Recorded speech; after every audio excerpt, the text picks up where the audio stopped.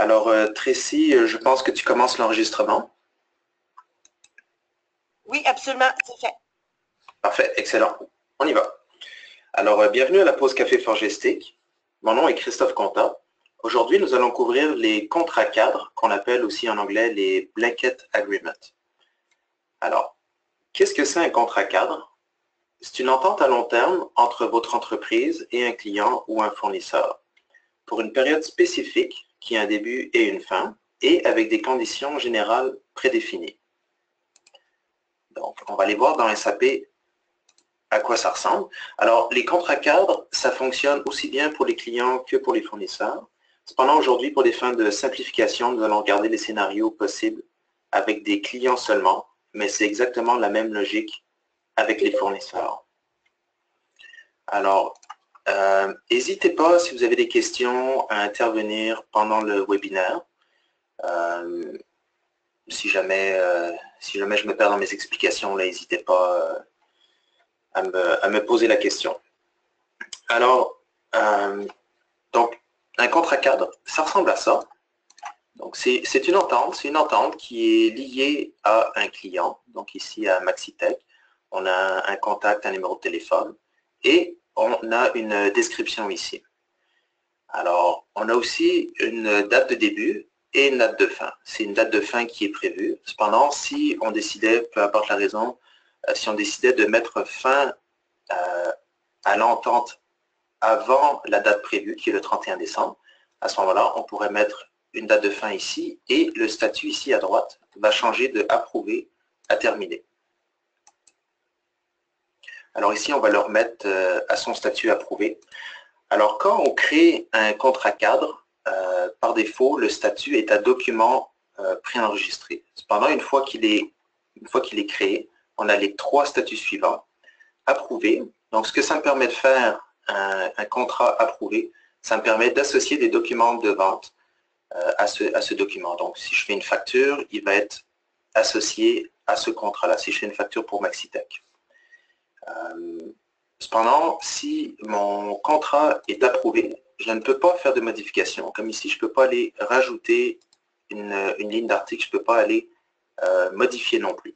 Alors, si je veux faire une modification à un contrat, je dois aller le mettre à différer, c'est-à-dire en hold. Et à ce moment-là, je vais pouvoir aller dans détail, je vais pouvoir aller rajouter une ligne d'article, je vais pouvoir modifier ma quantité s'il n'a pas déjà été lié à un document de vente. Et finalement, le statut terminé, ce que ça permet de faire, ben on vient de le voir en fait, donc je ne peux plus associer de documents ni faire de modifications à ce contrat-là. Alors, il existe deux axes importants autour des contrats et c'est autour de ces deux axes que toutes les possibilités peuvent se faire. Le premier axe, je les ai mis en gras ici, c'est la méthode d'accord. Est-ce qu'on veut faire une entente avec un client qui concerne des articles ou est-ce qu'on veut faire une entente de type monétaire? Alors, c'est quoi une méthode d'accord? Et puis, le deuxième axe, donc, c'est un type d'accord qui est général ou qui est spécifique. Alors, si on regarde une méthode d'accord qui est basée sur les articles, à quoi ça ressemble? Eh bien, en fait, c'est une entente qui va être basée, ici, j'ai un article, donc je me suis entendu avec un client pour lui vendre 80 imprimantes à deux d'ici entre le 3 mai et le 31 décembre. Donc, on a une entente initiale de 80 et si on double-clique sur la ligne, on s'est même entendu sur une fréquence de livraison qui est de 10 unités mensuellement le 3 de chaque mois. Donc, on aurait pu aussi faire des intervalles à la semaine, quotidien, etc. Si on s'entend sur une fréquence de livraison, sur un calendrier de livraison, on peut aussi associer notre contrat cadre à une opération récurrente. Donc, une opération récurrente, ici, c'est une fonctionnalité dans SAP qui nous permet, à une fréquence donnée, comme dans ce cas-ci, c'est le 3 de chaque mois. Je me suis entendu avec le client pour que le 3 de chaque mois, je lui livre un certain nombre d'imprimantes. Ici, c'est une quantité de 10. Et dans ce cas-ci aussi, on a un prix spécial de 79 $. Alors, ce qui va arriver dans le système, c'est que le 3 de chaque mois, quand je vais me connecter dans SAP, je vais avoir une alerte qui va popper. Donc, il n'y a rien qui se fait automatiquement. Évidemment, il faut qu'il y ait une confirmation de l'utilisateur. C'est moi qui vais aller approuver ou qui va aller rejeter ce modèle de récurrence. Ce qu'on voit aussi au niveau dans le contrat cadre, on voit des pièces jointes. Si on voulait joindre un PDF, par exemple, un contrat qui est signé ou une fiche technique, peu importe. Et on voit aussi les documents qui ont été associés à ce contrat. Alors, à toutes les fois que je vais faire une commande ou une facture, il va se retrouver automatiquement associé à ce contrat. Alors, si on en revient à notre entente qui était une entente spécifique pour une livraison de 80 imprimantes d'ici à la fin de l'année, ici, j'ai associé un prix de 79 $. Et ce prix-là peut être pris en compte ou ne pas être pris en compte par SAP. Et c'est ça le deuxième axe qui est très important. Alors, si je veux que mon prix de 79 $ soit pris en compte, il faut que j'aie un type d'accord qui est spécifique. Alors, ici, si on va en mode création, voyez-vous, le flag spécifique. Ici, il y a un champ juste en dessous qui est très important. C'est le champ qui nous permet d'ignorer les prix spécifiés dans le contrat cadre. Donc, si je veux un contrat qui n'ignore pas les prix, donc qui les considère, à ce moment-là, je vais aller chercher un type d'accord spécifique. Si je veux un contrat cadre qui ignore mon prix de 79 $, on va aller chercher un type d'accord qui est général. Et à ce moment-là, automatiquement, ça s'est grisé, je ne peux pas le modifier. À ce moment-là, automatiquement, je vais aller spécifier un prix de 79 $, mais il va être ignoré. Donc à ce moment-là, c'est la logique des prix dans SAP qui va prendre effet. Donc, est-ce que j'ai des prix spéciaux? Est-ce que j'ai des groupes d'escomptes, des rabais sur volume et quantité? Ou est-ce que c'est simplement un prix de liste? Alors, pourquoi on voudrait un type d'accord qui est général plutôt que spécifique? C'est tout simplement pour enregistrer les transactions, donc toutes les ventes qu'on va faire par rapport à un client. Et une fois de temps en temps dans l'année, ou même à la fin de l'année, on veut rouler un rapport qui va nous permettre de voir est-ce qu'on a atteint notre objectif, par exemple, de vente de 80 imprimantes. Alors, on va le vendre au prix régulier toute l'année. Par contre, à la fin, on va aller vérifier si notre accord a été rempli. Et à ce moment-là, je pourrais faire une remise, je pourrais offrir un bonus ou faire une remise exceptionnelle à mon client pour la différence entre le prix de vente et de 79 $, ou même pour un montant qui est spécifié d'avance. Alors, si on regarde ici, j'ai créé quelques contrats cadres. J'en ai deux pour Maxitech. Un qui concerne une entente spécifique pour mon imprimante A2 à 79 $ et un qui concerne une entente générale pour l'imprimante A3 et A4. Et j'ai spécifié des prix aussi. Cependant, je m'attends à ce qu'ils ne soient pas pris en compte par SAP. Alors, si on fait une commande client pour Maxitech et qu'on va chercher nos trois articles, le premier ici, SAP a bien pris le prix de 79 $ et on voit à la source de prix que c'est un contrat cadre. On voit ici tout à droite aussi le numéro de contrat cadre qui était le numéro 2, alors que mes imprimantes A2, A3 et A4, eux, sont à un prix qui suit la logique des prix, donc la remise basée sur les quantités et périodes, ainsi que les groupes de remise, et elles sont associées au contrat cadre numéro 3 aussi. Donc SAP fait automatiquement le lien, et dans ce cas-ci, c'est facile puisque j'ai un seul contrat cadre par client par article. Et évidemment, pour ça, il a fallu que mon contrat soit approuvé, sinon il ne pourrait pas faire le lien. Donc ça, c'est la méthode par article. La méthode par article, c'est un de nos deux piliers qui sont importants. Alors, si on résume, c'est une entente qui est sur un article, nécessairement, avec une date de début, une date de fin, Et on peut, mais ce n'est pas obligatoire, on peut s'entendre sur un calendrier de livraison. Et on peut aussi associer ce contrat à une opération récurrente. Ici, dans l'onglet Documents, on a l'historique aussi des commandes et des factures qui ont été faites, toujours par rapport à ce contrat cadre. Est-ce que ça va au niveau des méthodes d'article?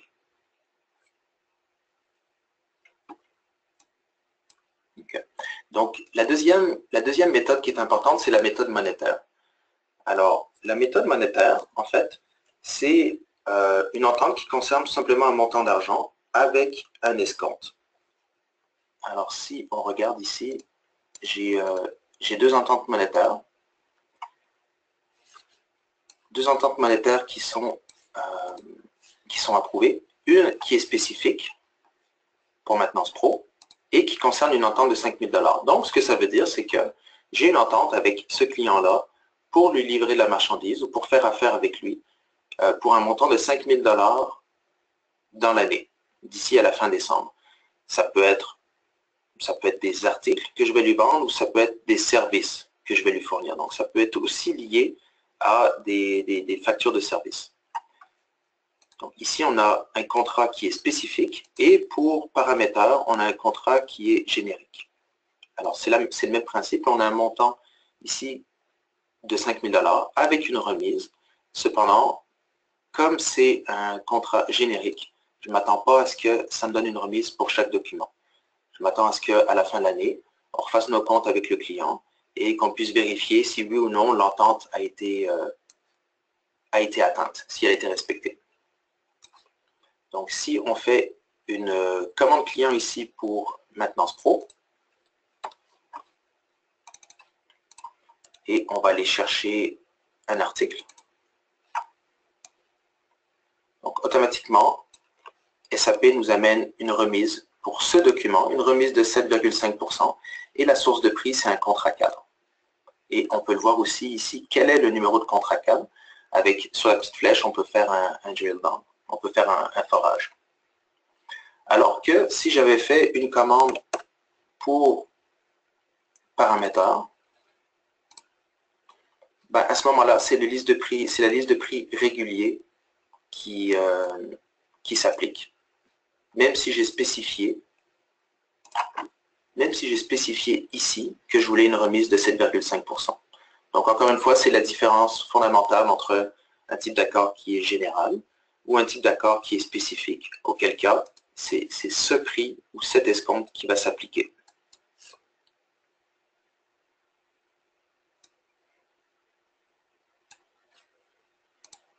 OK. Est-ce que vous avez des questions jusqu'à maintenant? Oui, j'ai une petite question. Oui, allez-y. Oui, d'abord, dans quel cadre, quel est le but et l'utilité des contrats cadres au sein d'une compagnie comme ça, d'une entreprise? Qu'est-ce que ça peut nous amener quand on crée ça? C'est une bonne question.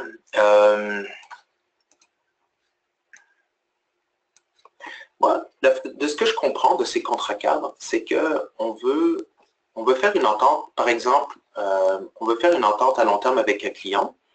Et puis, bon, soit on veut lui dire, écoute, on a une bonne relation, on va te vendre ces 80 imprimantes à un prix spécifique. Soit on n'est pas trop sûr, puis à ce moment-là, on veut tout simplement tester, on veut voir quel est le chiffre d'affaires. Et donc, en fait, en créant un contrat cadre qui pourrait être monétaire, par exemple, donc ça n'inclut pas de lien nécessairement avec un article, c'est tout simplement un lien qui est avec le client. Ce que ça va nous permettre de faire en tout temps, ça va nous permettre ici, on va aller voir, on a un rapport dans les ventes. Mais juste avant, je vais vous montrer un contrat qui n'a pas été respecté, puis un contrat qui l'a été. Ici, j'avais un contrat pour microchip, une méthode monétaire. J'avais une entente monétaire d'ici la fin de l'année. J'avais une entente pour 1000 $. J'avais un montant planifié de 1000 $. Et finalement, j'ai vendu pour 1200 $ à ce client. ici, j'ai une facture de 1200 $. Donc, l'entente a été respectée. Contrairement à cette entente-là, ici, j'avais une entente monétaire pour 5000 $. Cependant, j'ai facturé seulement pour 1216 $. Okay, ici, on peut aller voir la facture qui est de 1216 $. Donc, ça n'a pas été respecté. Alors, si on veut ici aller vérifier rapidement, on a un rapport ici dans les ventes et dans l'état des ventes. Ça s'appelle Programme pour compléter le contrat cadre. Alors ici, on va aller filtrer sur la méthode monétaire. On pourrait filtrer sur un code client, un groupe de clients, une propriété. C'est toujours les mêmes filtres qui reviennent, ainsi que sur les dates. Et ici, on va laisser, nous ce qu'on veut, c'est filtrer sur, en fait, on pourrait filtrer sur une année complète, mais on va laisser ça vide et on va faire OK. Alors, ce que ça me dit, c'est que ici, on voit d'un coup d'œil assez rapide que le contrat numéro 6, ici, il n'a pas été respecté encore, donc il est non traité. Mais pourquoi? Parce que j'ai un 3700 $ ici qui est encore en suspens. Alors que le contrat numéro 7, lui, il a été traité, j'ai même dépassé de 200 $ l'entente qui avait été conclue. Donc, en fait, ce que ça fait, c'est que ça nous permet rapidement, plutôt que d'aller rouler un rapport, un sales analysis, plutôt que d'aller rouler un rapport de vente et puis de stocker ailleurs un objectif ou une entente avec un client. Ici, en fait, on peut le voir comme un endroit qui va faire le lien entre nos objectifs de chiffre d'affaires avec un client et la réalité ici. Donc, je ne sais pas si ça peut avoir un lien avec votre entreprise. Est-ce que ça a du sens? Oui, c'est-à-dire comme un objectif au début, on se dit qu'avec ce client, avec ce partenaire, on veut atteindre à la fin de l'année, mettons, un chiffre d'affaires. Et oui, ça peut aider au lieu de rouler des rapports et voir si on a atteint des objectifs. C'est ça. Dans ce cas-ci, on pourrait voir tout de suite qu'avec ce client-là, eh bien, on atteint notre objectif. Alors, on pourrait peut-être faire une note de crédit de service pour 10% du montant qui a été vendu, par exemple. Okay. Alors que si ça avait été un type spécifique, ben là, on ne ferait pas une note de crédit, puisque à chaque document, à chaque fois que je lui fais une facture, j'ai déjà une remise de 7,5% qui s'applique. Par contre, à la fin de l'année, je peux lui dire, regarde, on s'était entendu sur un montant de 5000 $, mais là, tu m'en as acheté seulement pour 740, alors on met fin à ça, puis à partir de l'an prochain, ben, on oublie la remise, tu retournes sur la liste de prix régulière. Ça pourrait être une façon de procéder. OK, donc ce rapport-là, c'est un rapport qui est assez intéressant, qui nous permet rapidement de faire un suivi, de faire un contrôle sur les contrats qui ont été respectés, ceux qui n'ont pas été respectés. Il y a d'autres rapports aussi qui permettent d'utiliser les contrats cadres, comme par exemple, si on utilise la situation de trésorerie, il est possible ici d'aller filtrer sur les contrats cadres, donc ça va aller filtrer sur les documents qui sont associés au contrat cadre. Okay? Parce que le contrat cadre, ce n'est pas un document légal en tant que tel, ça ne crée pas d'écriture comptable, contrairement à une facture ou une note de crédit. C'est simplement une entente avec un client. Cependant, ici, on peut voir que tous les documents, on voit qu'ils ont été associés à un contrat cadre, et à ce moment-là, dans le rapport de situation de trésorerie, ou par exemple dans le rapport de grand livre, ici, on peut aller, si je clique sur développer, on peut aller filtrer ici sur un contrat cadre. Et moi, je vais aller voir seulement, je vais rouler un rapport de grand livre seulement sur tel ou tel contrat cadre. Un autre avantage du contrat cadre, c'est qu'on peut l'utiliser aussi dans l'assistant de planification, donc qu'on appelle aussi le MRP. Donc, dans ce cas-ci, si je reprends, évidemment, il faudrait que ce soit un contrat d'article. Ici, je me suis engagé à vendre une quantité de 80 imprimantes pour un client. Cependant, si on fait un forage sur la fiche article. Le 80, il n'est pas confirmé ici. Okay? Donc, ce n'est pas comme une commande client. Ça ne vient pas changer le statut de mon article. Par contre, si j'utilise l'assistant de planification,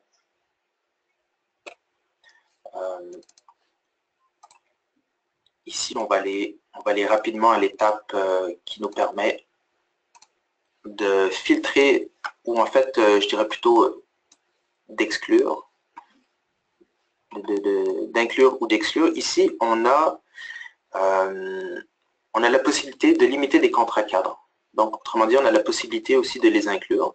Donc, je pourrais dire que ce 80 $ va être inclus dans la planification, soit dans ma planification de production, soit dans ma planification de mes commandes d'achat. Donc ça peut être intéressant aussi. Donc voilà.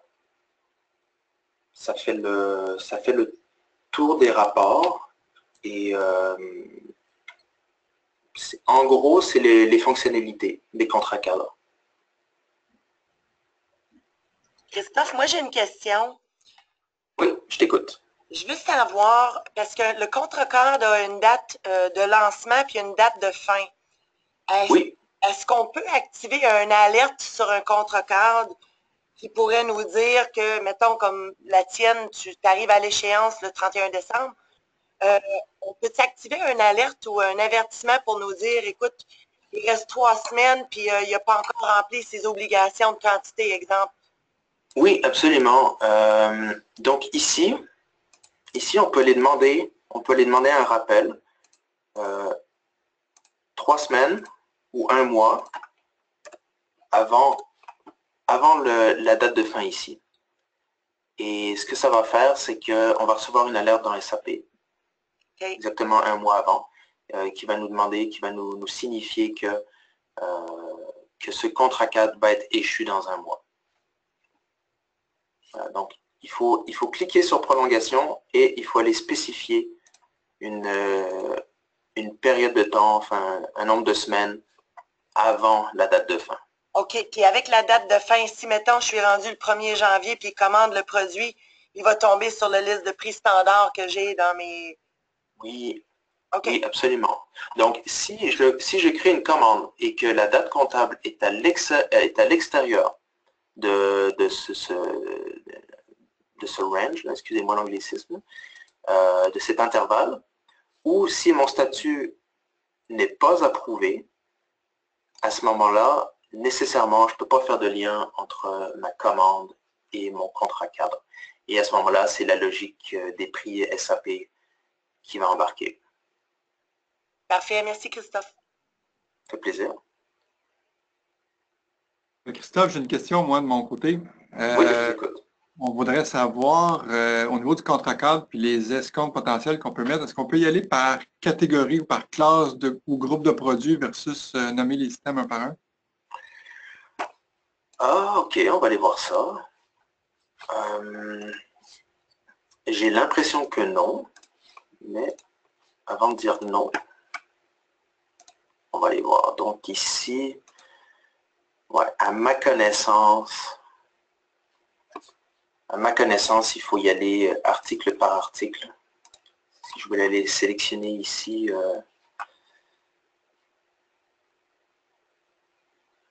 je ne pense pas, non.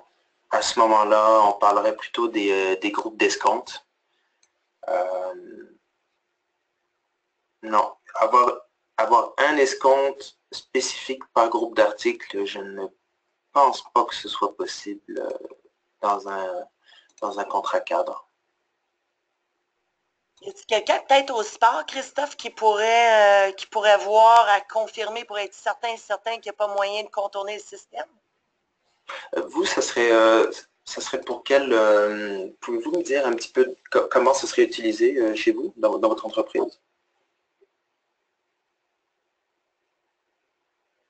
Oui, Christophe?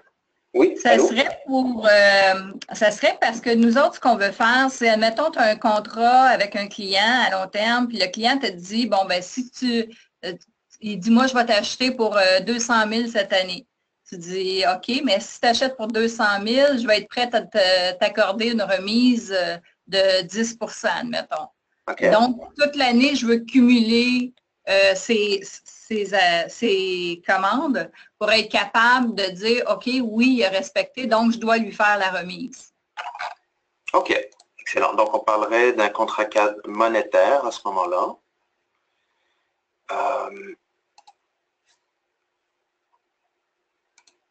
Alors ici, on ne peut pas filtrer sur les articles, non. On peut filtrer. OK. Par défaut, ça ne me semble pas possible. Cependant, je vais vérifier, voir qu'est-ce qui pourrait être fait. Votre nom, madame, c'est? C'est Lucie. Ah, Lucie. Bonjour, Lucie. Alors, oubliez-le, madame. C'est bon, je vais vous revenir là-dessus.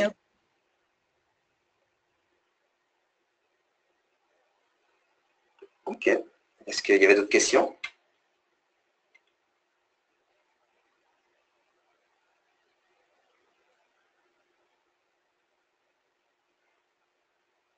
OK. Donc, s'il n'y a pas d'autres questions, Tracy, je vais te laisser conclure. Oui, merci beaucoup.